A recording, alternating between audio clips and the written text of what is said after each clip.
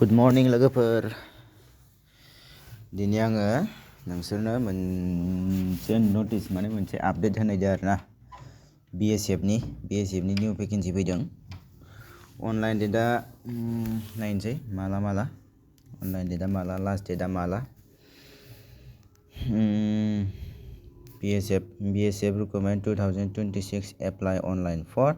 549 constable GD post मा होनदों बेयाव 25 एप्लाइ जागोन बाट 26 एप्लाइ फर मा होनदों भेकेन्सिया बेसे दं बेयाव 459 दं कनस्टेबल GD पोस्ट नेम कनस्टेबल जेनेरेल डिउटि होनदों भेकेन्सिसफोरा 549 आरोना टटेल अर्गेनाइजेसन बर्डार सिकिउरिटि फोर्स माने इयो BSF नि फुल फर्म आरोना क्वालिफिकेसन क्लास 10 आनो खालामनो हागोन एप्लाइ मोड अनलाइन एप्लाइ फिसआ बेसे जागोन 159 जागोन ओमफ्राय स्टार्ट डेटआ मालानिफ्राय जागोन अनलाइन डेटआ जेनेबा 27 डिसेम्बर 2025 ओमफ्राय लास्ट डेटआ मा जादों 15 जानुवारि 2026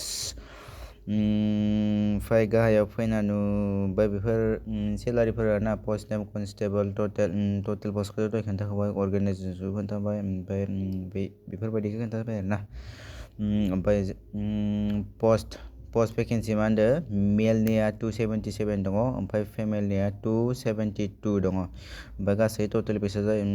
पस्टआ बेसे जाहैगोन 549 केटेगरि फिस ओमफ्राय जेनेरेल UR OBC निया बेसे जागोन 159 थागोन ओमफ्राय SC ST फेमिलिनिया बेसे जागोन निल थांगोन आरोना जेनेबा बेयाव फैसा लाया आरोना नटिफिकेसन ओमफ्राय बेफोर चेनेल वाट्सएप नोंथांमोना नैबे वाट्सएप चेनेल एबा अफिसियेल नटिफिकेसनफोरखौ मिथिनो थाखाय नों बेयाव जइन जानानै थानांगोन आरोना बेखिनियानो लोगोफोर आरो नोंथांमोना आंनि चेनेलखौ साबस्क्राइब खालामनानै लायाखैबा साबस्क्राइब खालामनानै लाबानो जाबाय आरो लाइक कमेन्ट शेयार खालामबानो जाबाय आरो जायफोरा फेसबुकआव नायदों बिसोरबो आंनि फेसबुक पेजखौ फल' खालामनानै लाब्लानो जाबाय थ' थेंक इउ